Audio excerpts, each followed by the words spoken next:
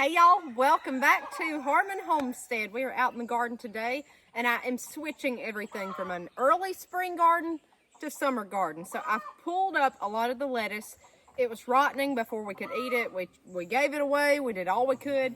It was time for it to go. So I've pulled that up and I planted summer crops yesterday. We did dill, okra, contender bush beans, squash, zucchini.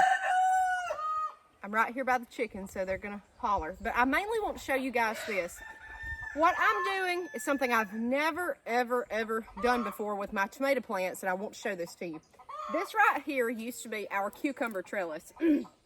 Every year, we always plant cucumbers on this. They're kind of at the end. They get a lot of water, because even this raised bed's on a hillside. It slants.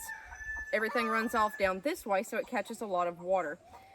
And this year, I just wanted to crop rotate. I need more cucumbers than this fence will hold. This is 20 feet. And I need more than that because I'm completely out of pickles. We want a can. I want to eat fresh. I just want more cucumbers this year. So we're going to put it at our main cattle panel that's 30 feet long on each side. So I moved tomatoes down here. I did videos last year showing you guys cattle panel tomatoes. And what I did was space those out 10 inches apart on each side of the cattle panel, and then in between every 10 inches. So technically they were 5 inches apart. So I decided to do that down here this year. Now I've still got tomatoes in cages over here. I'm going to show y'all that. But what I did, don't do this until I know it works, okay? I know it's close. I know it's close. But I went on and did it. I'm going to tell you why. I planted tomatoes every 5 inches on this panel. So what I'm going to do is take the camera down and I'm going to show you exactly what I did. What we're going to do is run these up and tie them with string all the way up this bar and prune severely. Now, my husband was talking to someone last year and he said, he was talking about me, he said, my wife is planting tomatoes on cattle panels. She's having great results. They look beautiful. They're doing better than in the cages, which they both still do great. And the guy he was talking to said, oh, you're doing it like Sand Mountain, Alabama. If you know anything about Alabama, Sand Mountain is where tomatoes come from. They're known for growing tomatoes. And my husband said, I don't know what you're talking about. She just tried it this year. And he said, no, what they do is they literally plant them very close and prune them like trees to get more of a harvest. And that's what they do, or a lot of people up there do. So people do this. We're going to see how it works. Tomatoes can run on the ground. They're a natural vine. That's what they can do, but you're going to have a lot of disease problems. So I like to get them up, and I love vertically gardening. That way, it took less than a foot of space.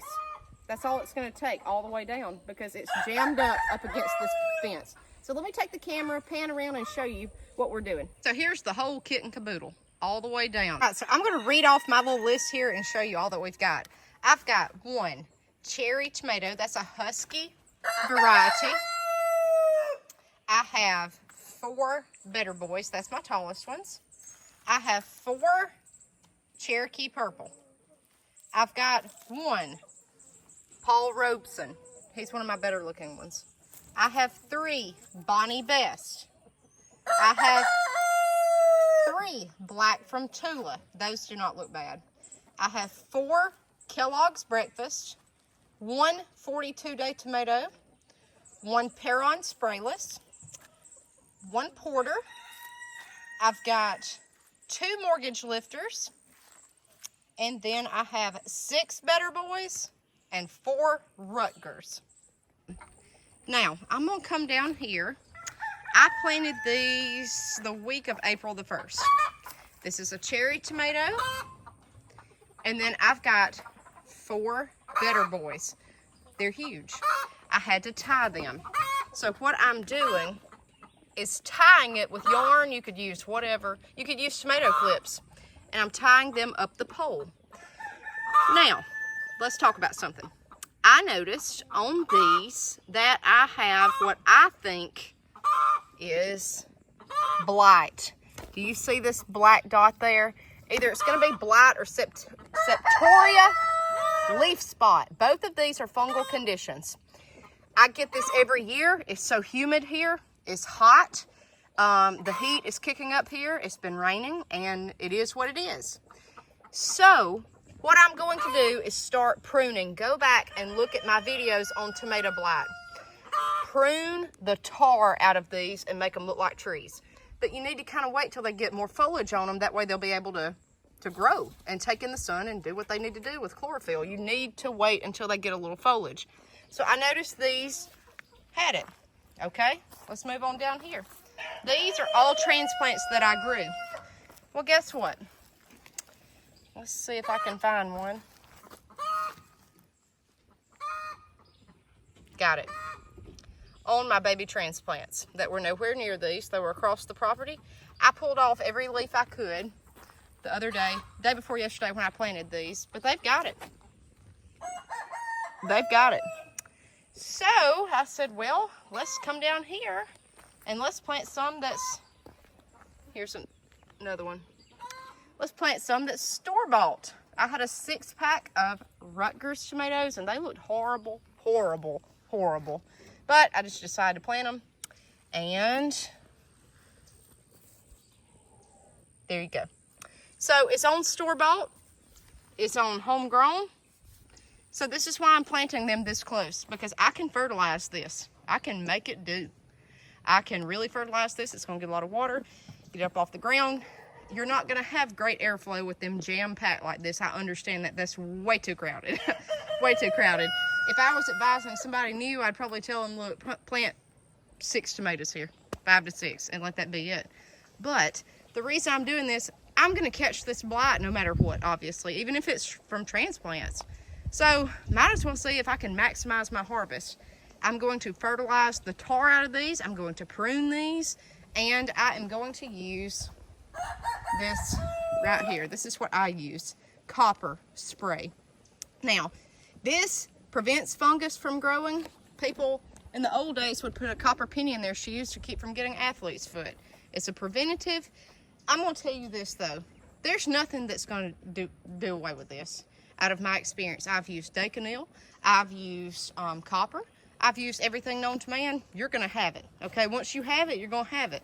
And like us, we're going to have it no matter what. I mean, it is what it is. So might as well just jam them pack and be done. But these I'm going to prune. They already need to be pruned. Now, let me show you all of these monsters they are that I planted April the 1st. We've got blooms. They're gorgeous. Well, let's see here what we got.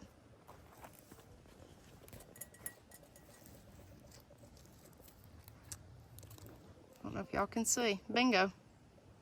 Got it. So the reason, oh yeah, he's bad. He is real bad. I sprayed these with copper night before last. Everything out here I sprayed with copper as a preventative, and I hit these leaves heavy where it does not have any. That's the whole point of how I grow tomatoes. Every one of these has got it, guys. Every single one. I know it's crowded. That's not helping. But guess what? The year I come out here and planted 2 tomatoes, spaced far apart, they still had it. So, I needed to put copper on these when I first put them in the ground.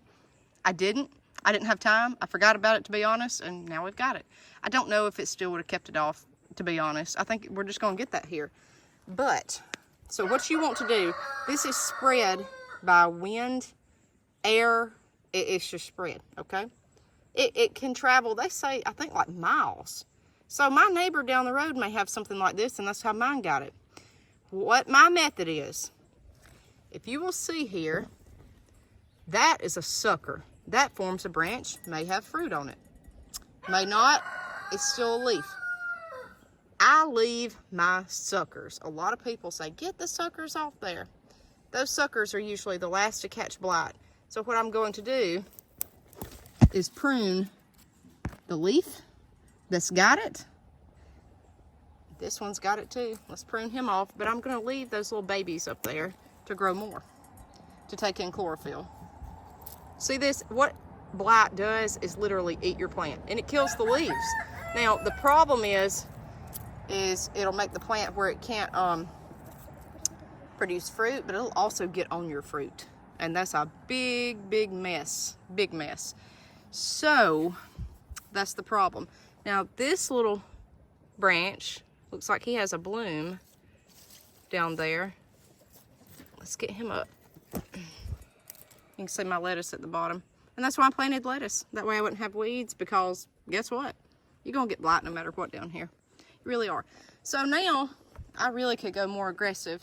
I'm trying to scan through and see if I've got any other little piece of blight anywhere. Yep. Right there. You could try to get it off just the leaf if you're in a real dire mess. It's going to spread no matter what. Now, I have seen online that people use baking soda, like 1 tablespoon to 1 gallon, and spray it on once a week. I may try that this year because I'm desperate. I know that all this is way too thick, but that's what I'm saying. You're going to get it anyway, so I mean, might as well try to get as many tomatoes as you can. That's my best advice, because it don't matter what you do, you're going to get it. So, yeah, he's on that branch. So let's take that off. And see right there? It just grows and grows and grows, and it kills your whole plant. So now, what do I do with these? I really shouldn't even throw them in the soil. Destroy these. Put them in trash bags, put them in your trash can. Do not ever compost this, because this stuff survives the apocalypse. Okay? You want to get these out of your garden. Now, be careful with your pruning shears. All this, they say, can overwinter it. But see that plant, how I've just made it a tree? Just boop, a straight tree. That's what we're after. Let's see if we can see another one here. It works at the bottom up. The bottom up. So, I see one there. See, he's starting. It's bad, guys, but we're in central Alabama. It's hot as tar here. It's humid. It's 86 today, and that's what we got. See, I see one starting right there on that leaf. I'm gonna cut just the leaf off. But that's what I have figured out to be blight. And the copper will slow it down. The main thing is, come out here and fertilize it. I don't care how you fertilize it. I don't care what you use. Get that plant growing, because you've got to outrun it. You have got to outrun the blight. So that's why all these are worrying me, because it's on these babies. It wasn't on these when I grew all these when I first put them in the ground. Now it is. So try to outrun it, but that's the best you can do. I mean, it's down here, it's gonna get on them, and you just kind of hope to have a harvest by July, because after that it's too hot and it's over with. So that's blight. Copper, copper, copper. You can try the baking soda. Some people even said they put Clorox at the bottom of their plants. I'm not doing that. I don't want Clorox on my food. I can see how that would kill it easily, and I just don't want that. But that's another method you might want to try. So anyways, we're going to try to train these up. You can see how I pruned that one like a tree. We're going to run these up like trees. Just leave enough foliage for the plant to do what it needs to do. You're in really bad shape when it gets on the main stem. That's when it's time to worry. Thankfully, none of these have it. But if it gets on that, it starts eating away your main pipeline here to provide nutrients for the plant. And it's just, guys, it's just over. You can work them, work them, work them. Fertilize, fertilize, fertilize, fertilize to try to outrun this. This is radical gardening. We're going to give it all we got. We'll see you guys next time on Harmon Homestead.